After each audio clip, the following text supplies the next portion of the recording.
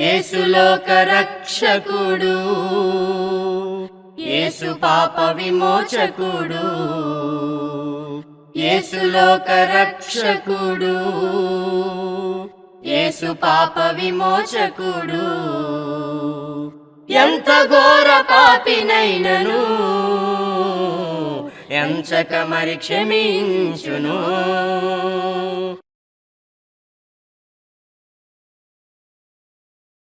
ప్రభునందు ప్రియమైనటువంటి ప్రియ సోదరి సహోదరులకు క్రీస్తు యేసు నామములో మీ అందరికీ నా వందనములు తెలియజేస్తూ ఉన్నాను.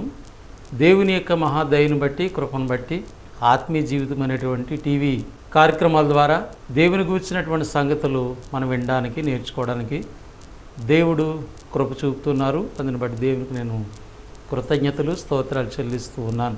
ఈ ప్రత్యేకమైన సమయంలో సత్క్రియలు అనేటువంటి ఒక మాటను గూర్చి దేవుని యొక్క వాక్యాన్ని మనము పరిశీలన చేద్దాం. సత్క్రియలు అనేటువంటి మాటకి మంచి క్రియలు, దేవుని యొక్క వాక్య సంబంధంగా మనం ఆలోచన చేస్తే సత్యముతో కూడినటువంటి పని. సత్క్రియలు అంటే వాక్య సంబంధమైనటువంటి కార్యములు చేయటం. దీన్ని సత్క్రియలుగా పరిశుద్ధ గ్రంథం తెలియజేస్తుంది. సత్క్రియలు అనేటువంటివి రహస్యంగా చేసేటువంటివి కాదు. అవి ఖచ్చితంగా ఇతరులు చూస్తారన్నమాట అండి. మనం సత్క్రియలు చేస్తున్నామా లేదనేటువంటిది ఇతరులకు తెలుస్తుంది. అంటే సత్క్రియలు కంటికి కనబడేవి అనేటువంటి విషయాన్ని కూడా దేవుని వాక్యము తెలియజేస్తుంది. యేసుక్రీస్తు వారు భూమి మీద మానవుడిగా జీవించినటువంటి దినములలో సత్క్రియల గురించి యేసుప్రభువు వారు జ్ఞాపకం చేశారు.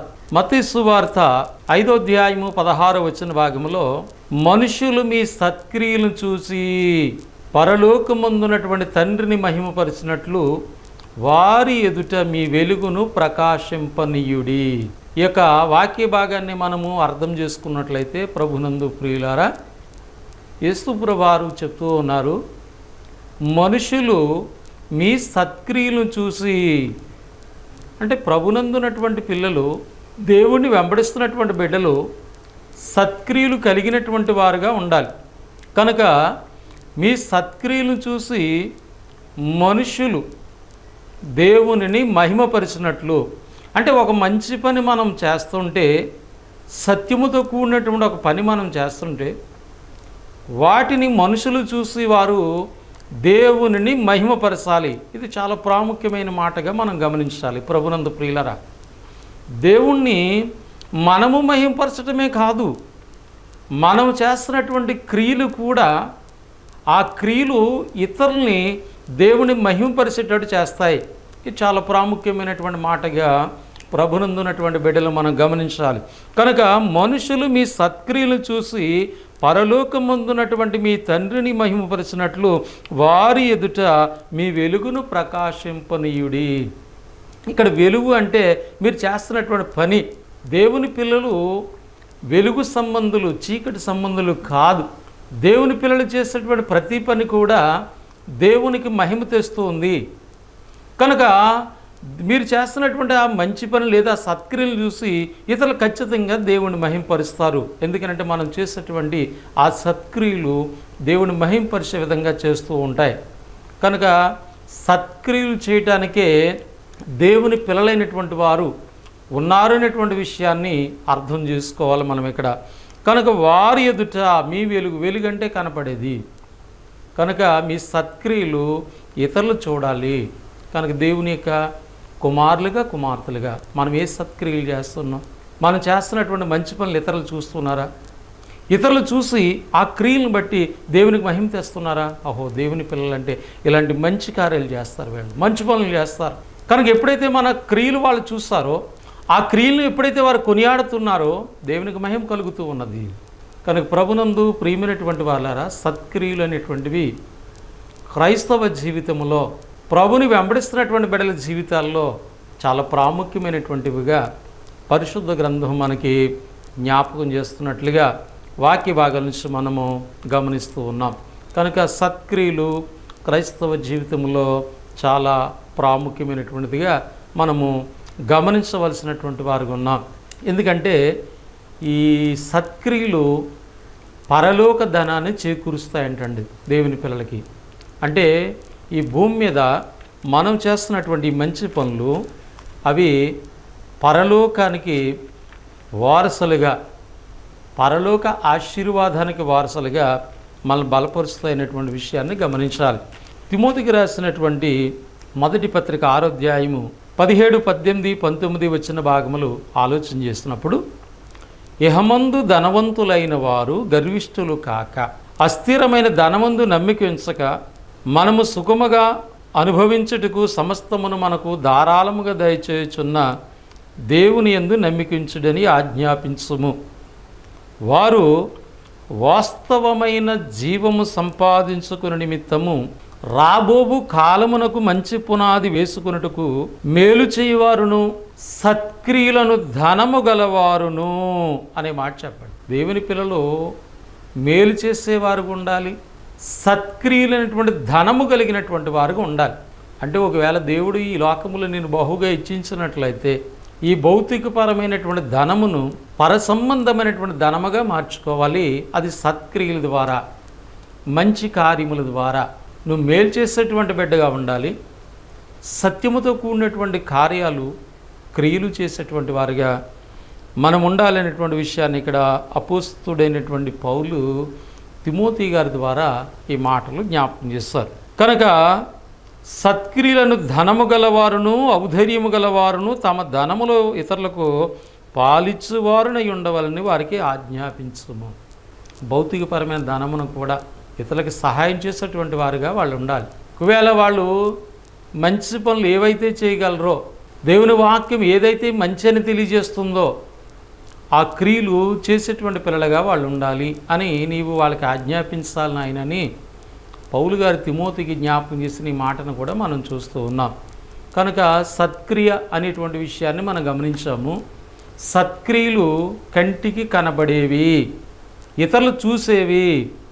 ఇతరులు మన సత్క్రియలు చూసి పరలోకమందున్నటువంటి తండ్రిని మహింపరచడానికి సత్క్రియలు అనేటువంటివి చాలా ప్రాముఖ్యమైనవిగా పరిశుద్ధ గ్రంథం నుంచి మనము గమనిస్తూ ఉన్నాం.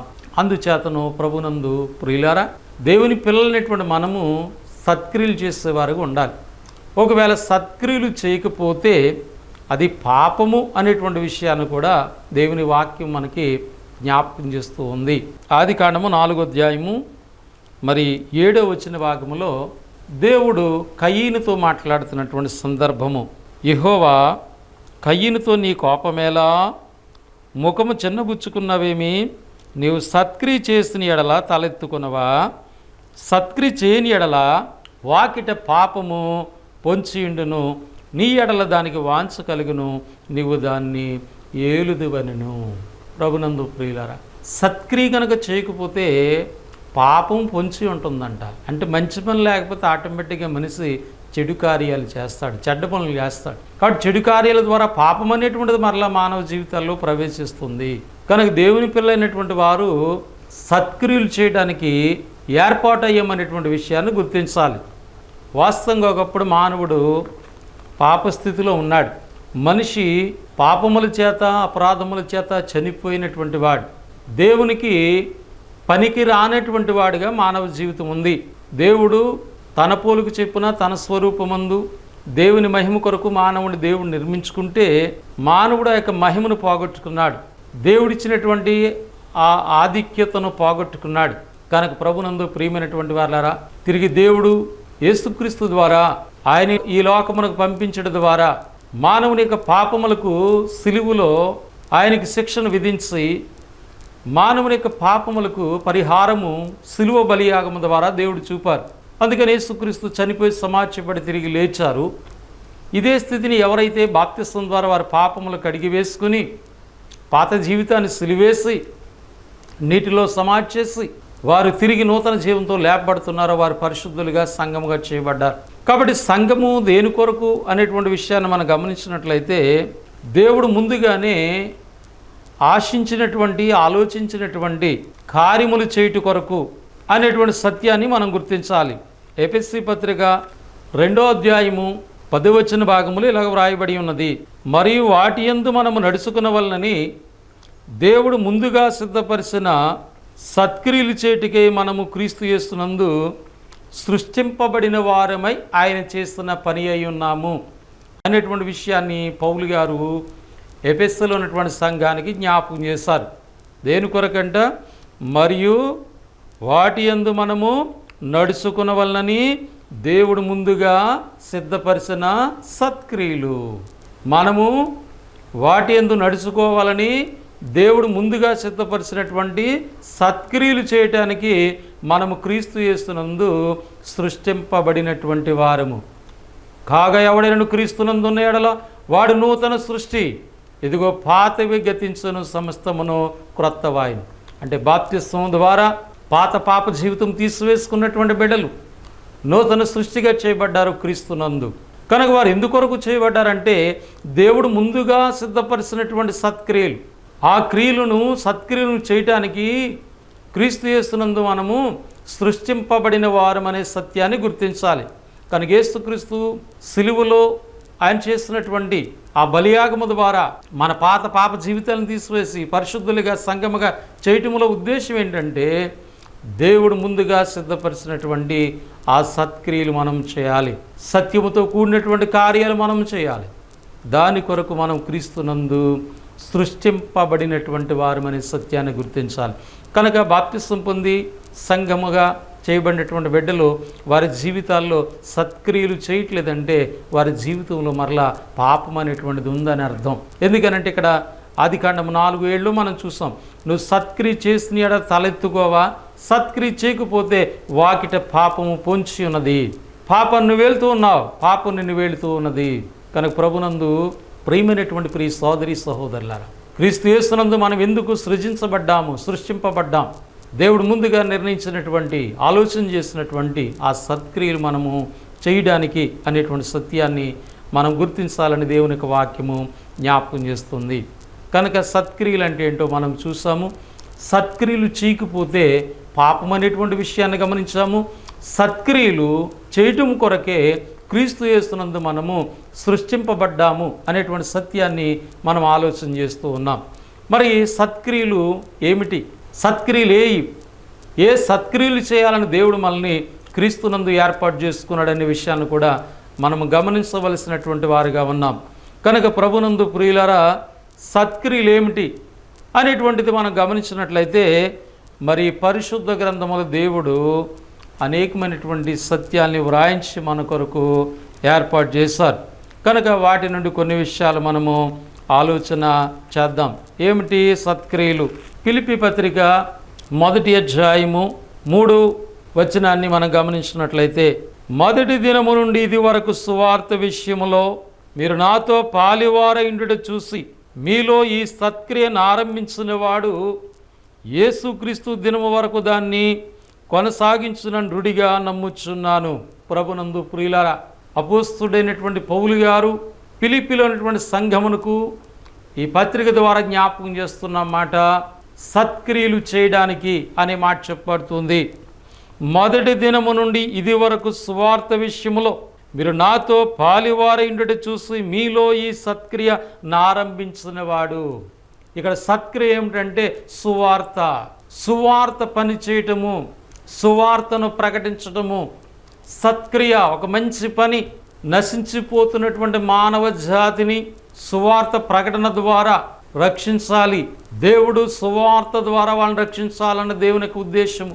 అందుకే సువార్తను గూర్చినటువంటి సంగతి లోకానికి వెర్రితనము కానీ రక్షింపబడుతున్నటువంటి మనకు దేవుని శక్తి అని దైవ గ్రంథం తెలియజేస్తుంది. సిలువను గూర్చిన వార్త సువార్త, సిలువను గూర్చిన వార్త సువార్త అంటే సుప్రభు యొక్క మరణము, సమాధి, పునరుత్థానము, సిలువను గూర్చిన వార్త సువార్త. ఇది లోకమునకు వెర్రితనము, కానీ మనకు దేవుని శక్తి. కనుక సువార్త అనేటువంటిది ఒక మంచి పని. ఈ పని మనం చేయాలి. ఫిలిప్పీ సంఘములో ఉన్నటువంటి బిడ్డలు ఈ పని చేస్తూ ఉన్నారు. కనుక పౌలు అంటున్నాడు, మొదటి దినము నుండి ఇది వరకు సువార్త విషయంలో మీరు నాతో పాలువారిండుటి చూసి మీలో ఈ సత్క్రియను ఆరంభించిన వాడు యేసుక్రీస్తు దినం వరకు, అంటే రెండవ రాకడ వరకు ఈ సువార్త పని జరగవలసినది. ఈ సత్క్రియ చేయవలసిన వారికి ఉన్నాము. కనుక దేవుని క్రీస్తునందున్నటువంటి పిల్లలు, దేవుని పిల్లలైన మనము సువార్త అనేటువంటి సత్క్రియను మనం చేయవలసిన వారు ఉన్నాము.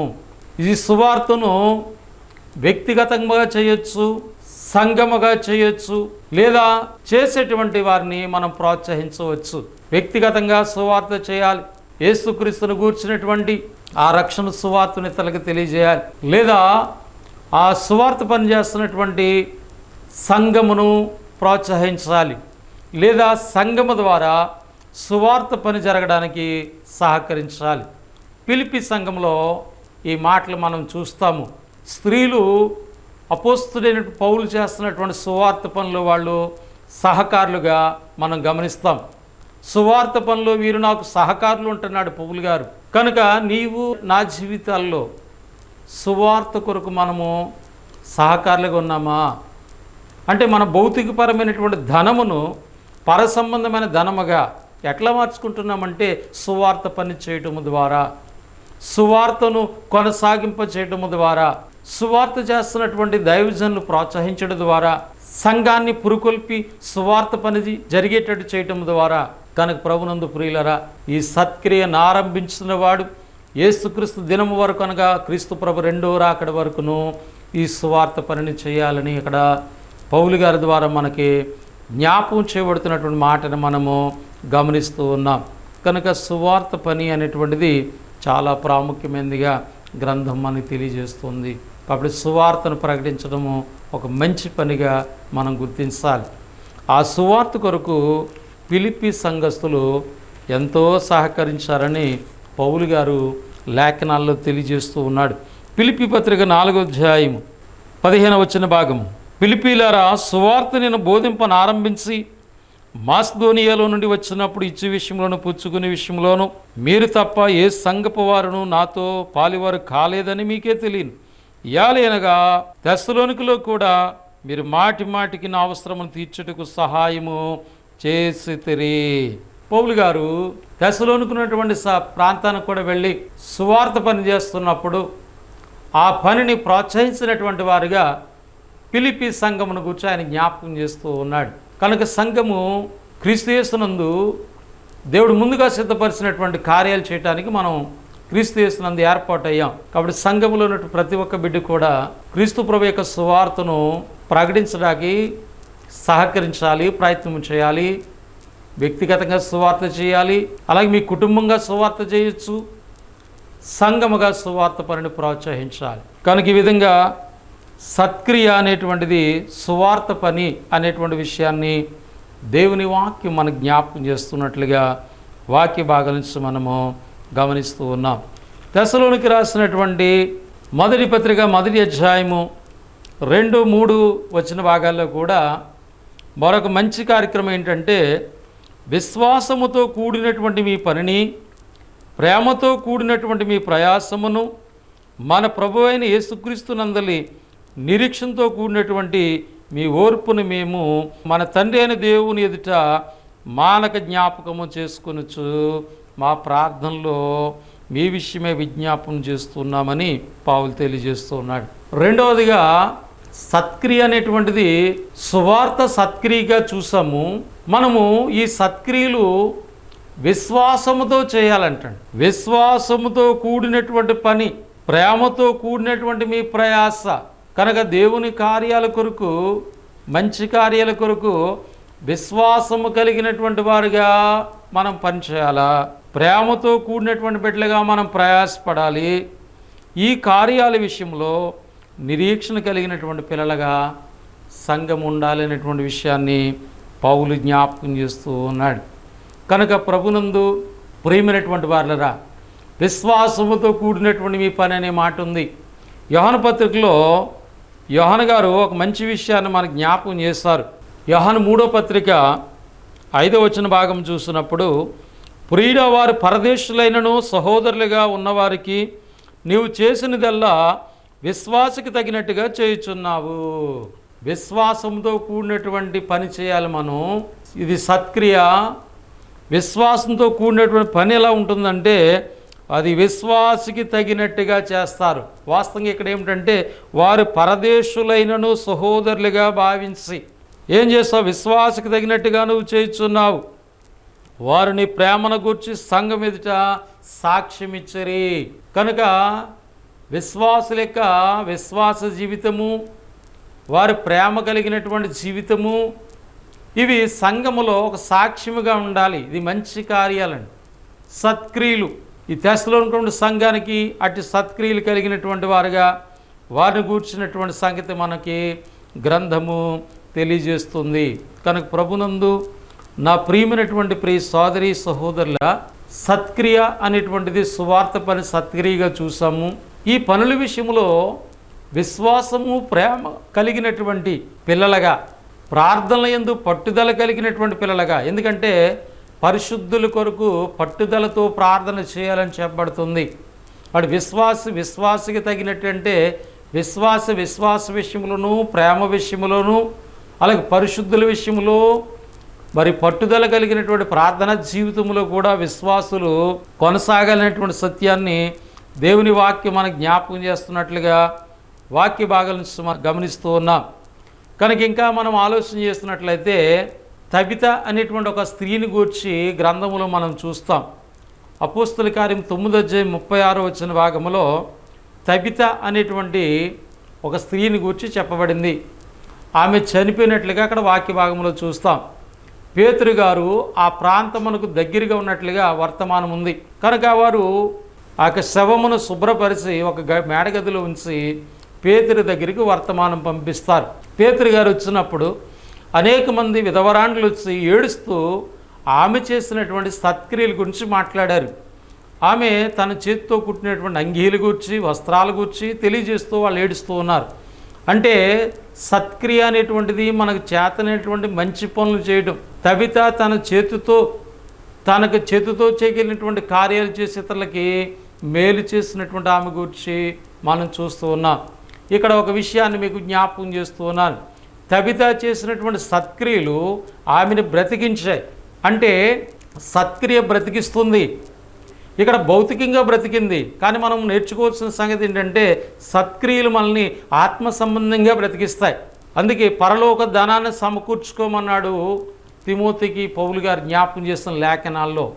కనుక సత్క్రియలు అనేటువంటిది క్రైస్తవ జీవితంలో చాలా ప్రాముఖ్యమైనటువంటివిగా గ్రంథములో మనము జ్ఞాపకం చేసుకుంటూ ఉన్నాం. అపోస్తుడైనటువంటి పౌలు అనేకమైన సంగతులు జ్ఞాపకం చేశారు. ప్రభు నమ్మినటువంటి బిడ్డలు స్త్రీల గూర్చి మాట తెలియజేస్తున్నాడు. తిమోతికి రాసినటువంటి మొదటి పత్రిక 2:10 భాగంలో దైవభక్తి గలవారమని చెప్పుకున్న స్త్రీలకు తగినట్లుగా సత్క్రియలు చేత తమను తాము అలంకరించుకోవాలి. క్రైస్తవ జీవితంలో స్త్రీల యొక్క అలంకరణ ఇది భౌతికపరమైన అలంకరణ కాదు, కానీ ఆత్మ సంబంధమైనటువంటి అలంకరణ, అలాగే సత్క్రియలు అనేటువంటి అలంకరణ కలిగినటువంటి వారుగా ఉండాలి. కనుక ఇక్కడ అంటున్నాడు దైవభక్తి గలవారమని చెప్పుకుని స్త్రీలకు తగినట్లుగా సత్క్రియలు చేత తమను తాము అలంకరించుకోవాలి. అక్కడ క్రైస్తవ స్త్రీలు సత్క్రియల ద్వారా అలంకరించబడాలి. తబిత అలంకరించబడింది. ఆమె యొక్క క్రియలు చూసినటువంటి వారు పేతురు గారు గుర్తు చేశారు. వాళ్ళు ఆమె బ్రతుకున్న దినాల్లో ఎలా చేసి, కాబట్టి సత్క్రియ ఆత్మ సంబంధంగా మనం బ్రతికిస్తుంది. కాబట్టి ప్రభునందు ప్రియులారా, సత్క్రియలు కలిగినటువంటి పిల్లలుగా మనం ఉండాలనే సత్యాన్ని మనము జ్ఞాపకం చేసుకుంటూ ఉన్నాం.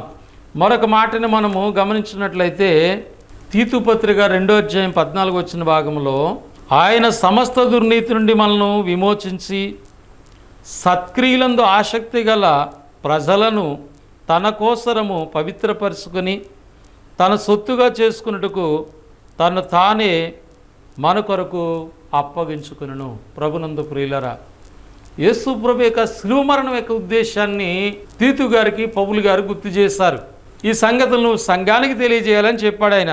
మరొకసారి ఈ మాటను మనం గమనించినట్లయితే అందుచేత సమస్తమైన దుర్నీతి నుండి మనల్ని విమోచించి సత్క్రియలందు ఆసక్తి గల ప్రజలను తన కోసరము పవిత్రపరుచుకుని తన సొత్తుగా చేసుకున్నట్టుకు తను తానే మన కొరకు అప్పగించుకును. వీటిని గూర్చి బోధించుచు హెచ్చరించుచు సంపూర్ణ అధికారముతో దుర్బోధను ఖండించుచుండుము, నిన్నెవనని తృణీకరింపనీయకమని తీతుకి పౌలు గారు గుర్తు చేశారు. అంటే ఇక్కడ క్రీస్తు ప్రభు యొక్క శిలువ బలియాగము దేని కొరకంటే కేవలము మన పాపాలు కడిగి వేసుకుని మన ఆలోచన ప్రకారంగా జీవించడానికి కాదు, మన ఉద్దేశ ప్రకారంగా జీవించడానికి కాదు, కానీ పాప క్షమాపణ పొంది పరిశుద్ధులుగా చేయబడినటువంటి బిడ్డలు సంఘము దేవుడు ముందుగా ఏ ఆలోచన అయితే చేశాడో, ఏ సంకల్పాన్ని, ఏ ఉద్దేశాన్ని కలిగి ఉన్నాడో అట్టి సత్క్రియలు మనము చేయటానికి మన కొరకు క్రీస్తు ప్రభు యొక్క బలియాగం అనేటువంటి విషయాన్ని గుర్తించాలి. కనుక క్రైస్తవ జీవితము సత్క్రియల ద్వారా చాలా ప్రాముఖ్యమైనటువంటి పని కలిగి ఉన్నారు. సత్క్రియలు అనేటువంటివి ఇతరులు దేవుణ్ణి మహింపరిచేటువంటి స్థితిలోకి తీసుకువెళ్తూ ఉన్నాయి. ఈ సత్క్రియలు అనేటువంటివి ఆత్మీయంగా మనం బ్రతికిస్తూ ఉన్నాయి. సత్క్రియలు అనేటువంటి పరలోక ధనాన్ని చేకూర్చుకునే విధంగా మనం చేస్తూ ఉన్నాయి. కనుక సత్క్రియలందు ఆసక్తి కలిగినటువంటి బిడ్డలుగా మనం ఉండాలని క్రీస్తు ప్రభు మన కొరకు చనిపోయాడనేటువంటి సత్యాన్ని దేవుని వాక్యం మనకి ఇక్కడ జ్ఞాపకం చేస్తున్నట్లుగా పరిశుద్ధ గ్రంథం నుంచి మనం గమనిస్తూ ఉన్నాం. సత్క్రియలు చేయటములో శ్రద్ధ కలిగిన వారుగా ఉండాలి. సత్క్రియలు చేస్తే సమాధానం కలుగుతుంది, మేలు కలుగుతుంది, నిత్యజీవం కలుగుతుంది. ఒకవేళ సత్క్రియలు లేకపోతే ఆత్మకి వేదన, శ్రమలు కలుగుచున్నాయని గ్రంథము ద్వారా మనము గమనిస్తూ ఉన్నాం. కనుక క్రీస్తు యేసునందు దేవుడు మనల్ని పరిశుద్ధపరిచి సంఘముగా చేసిన దేని కొరకంటే సత్క్రియలు చేయడానికి. అట్టి సత్క్రియలు కలిగినటువంటి పిల్లలుగా మనం ఉండాలి. కాబట్టి సువార్త పని చాలా ప్రాముఖ్యమైనది. సువార్త ద్వారా మానవులు రక్షించి వారి సంఘంలోకి వచ్చి వారు కూడా సువార్తను ప్రకటిస్తూ మంచి కార్యాలు చేస్తూ లోకాన్ని మనము మన ప్రవర్తన ద్వారా, మన క్రియల ద్వారా ప్రభావితం చేయాలి. మనల్ని చూసిన వాళ్ళు క్రీస్తును చూడాలి. క్రీస్తు ప్రభు ఈ లోకానికి మానవుడికి వచ్చి తండ్రి ఆశించినటువంటి కార్యాలను చేశాడు. ఆయన చేటుకు నువ్వు నాకు ఇచ్చిన పని సంపూర్ణంగా నెరవేర్చి భూమి మీద నిన్ను మహింపరుస్తానన్నాడు. కనుక మనకు అప్పగించబడినటువంటి పనులు మనం చేస్తూ సత్క్రియలందు ఆసక్తి కలిగిన బిడ్డలుగా మనం జీవించినట్లయితే మనం నిత్యత్వాన్ని పొందుతాం. ఈ లోకంలో దేవుని సమాధానం పొందుతాం. మనల్ని బట్టి ఇతరులు దేవుణ్ణి మహింపరుస్తారు, ప్రభావితం చేయబడతారు. అటువంటి పిల్లలుగా మనం ఉండాలన్నదే దేవుని యొక్క ఉద్దేశం. అటువంటి సంగతులు మనం నేర్చుకోవాలి, వాటిని అనుసరించాలి, అటు సంగతులు ప్రకటించబడాలి. దాని కొరకే మనం ఆసక్తి కలిగి జీవించాలి. కనుక ప్రేమతో ఈ సంగతులను మీరు అర్థం చేసుకుని వాటిని అనుసరించి దేవుని మహిమ కొరకు జీవిస్తారని, మీ జీవితాలు ఇతరులను ప్రభావితం చేస్తాయని ప్రేమతో నన్ను నేను హెచ్చరించుకుంటూ మాటలు మీకు తెలియజేస్తూ ముగిస్తూ ఉన్నాను. మీ అందరికీ నా వందనములు. పరిశుద్ధుడైన మా తండ్రి, ప్రేమగల ప్రభు, మీకు కృతజ్ఞతలు, స్తోత్రములు చెల్లిస్తూ ఉన్నాము. మీ కృపను బట్టి, ప్రేమను బట్టి మమ్మల్ని జ్ఞాపకం చేసుకుని టీవీ కార్యక్రమాల ద్వారా దైవ సంబంధమైన సంగతులు నేర్చుకోవడానికి, వినడానికి మీ కృప చూపారు. చెప్పబడిన సంగతులు మా అందరి జీవితాల్లో ఫలింపచేయండి. ఈ మాటలు ఎవరైతే విన్నారో వారి హృదయాలను మీరు బలపరచండి. మరి ప్రభునందు స్థిర విశ్వాసం కలిగిన బిడ్డలుగా, ప్రేమ కలిగిన బిడ్డలుగా, సత్క్రియలందు ఆసక్తి కలిగిన బిడ్డలుగా వారు జీవించడానికి సహాయం చేయండి. క్రీస్తును గూర్చినటువంటి సత్క్రియలన్నీ చేయడానికి మమ్మల్ని బలపరచండి. నాకు ప్రోత్సహించిన స్థానిక సంఘాన్ని, సహకరించిన బిడ్డల్ని, ఆర్థికంగా ప్రోత్సహించిన బిడ్డల్ని, టీవీ ఛానల్ వారిని బట్టి కూడా మేము ప్రార్థన చేస్తున్నాము. ఈ కార్యాలు ఇంకా అనేక మందికి మేలుకరంగాను, దీవెనకరంగాను, రక్షణకరంగా ఉండేటట్టుకు సహాయం చేయండి. ఈ యొక్క మమ్మల్ని పరిపాలించిన నాయకుల, అధికారులు, మా దేశ రాష్ట్ర ప్రజలందరి కొరకు మేము ప్రార్థన చేస్తూ ఈ యొక్క ప్రార్థన విన్నపముల దయతో అంగీకరించమని, ప్రార్థన అవసరత కోరిన బిడ్డలందరినీ జ్ఞాపకం చేసుకోమని యేసుక్రీస్తు నామములో ప్రార్థించి స్తుతించి వేడుకొనుచున్నాము తండ్రి. ఆమేన్. వందనములు. దేవుడు మిమ్మల్ని, మీ కుటుంబాన్ని దీవించి ఆశీర్వదించునుగాక. ఆమేన్.